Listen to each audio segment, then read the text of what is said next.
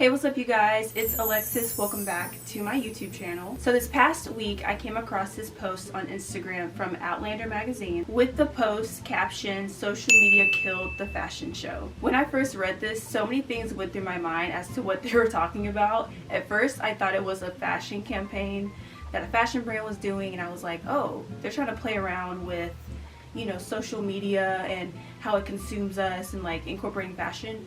No.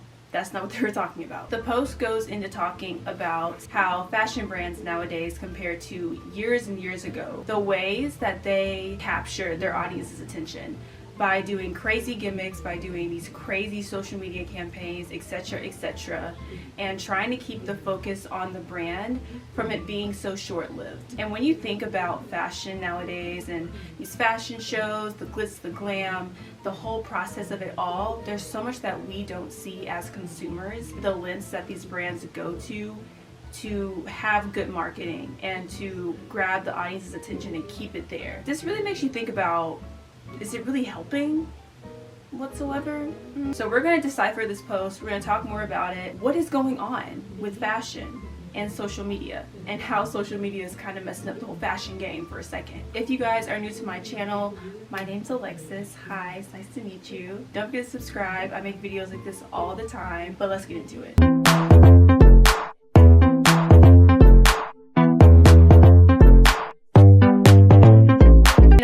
That is so consumed with social media being the place that we get our information, our news from, inspiration. But I will say, ever since COVID, there's kind of been this switch to where all of it is kind of taken away from us being around people and having things more accessible for us to have. Whenever they would do concerts online, you don't have to go to an actual concert anymore. It's like right there for you. Or if you want to go to a fashion show but you don't have the money for a fashion show, so you watch it online. And with that comes with this instant need and wanting of stuff. So you're probably wondering, Alexis, what does this have to do with anything? This is where this post comes in. The caption reads, "Currently, brands get a nice window of immediate social media coverage from their attendees, and then as soon as the next show begins, an hour or so later, that's when the attention shifts and the show that just happened becomes a distant memory. Unless something iconic happened to give the lifespan a boost," which is exactly what created this gimmick phase the fashion world is in now, that brands used to keep the spotlight on themselves for longer. As someone that loves fashion and people that are a part of the fashion community, we can all very much agree that fashion show culture is not the same how it used to be. I feel like there's more of a focus on who's there and what it is that I can offer to the people that are there. So that's why we kind of always see influencers at these fashion shows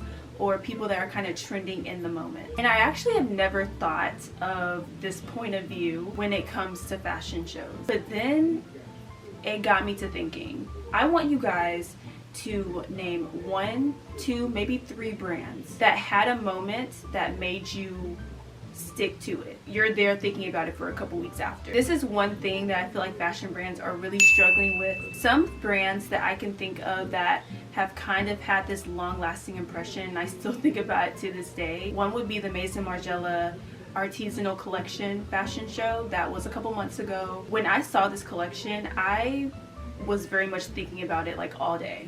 Maybe like 2 weeks after, maybe 3, a month. I'm still thinking about it. Pat McGrath did so amazing with the porcelain skin and how these models look like actual dolls. Another brand I can think of is AVAVAV's Fall 2024 collection, where the models had food pelted at them. That was just absolutely insane. I feel like AVAVAV has always had very crazy gimmicks when it comes to their shows, but it pertains to the show and to the collection, to the theme of the collection. And a part of me believes that these brands have noticed the traction that comes towards these crazy things happening during shows, which has caused this rise of a trend of gimmick culture. Because the fashion world knows, these fashion brands know, these designers know, that is kind of the only way you're really going to attract people's long-lasting attention on the brand, if something tragic happens during a fashion show. The post continues to read, "Back in the 80s/90s, the lifespan was a lot longer because nothing was instant. You had to wait for your favorite magazine to release or watch it on TV.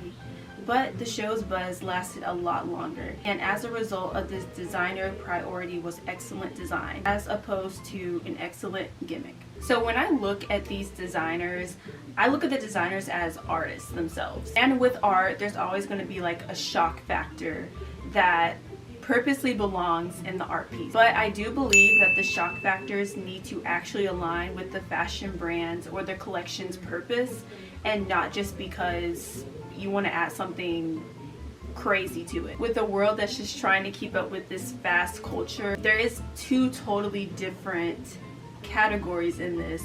The fashion people are still talking about the blazer from like what, 5 seasons ago, versus the trendy people that are just like, okay, these big red boots are trending, like what's going on, like it's just really showing a big difference between actual consumers versus trendy consumers. I don't know if trendy consumers is like a real word.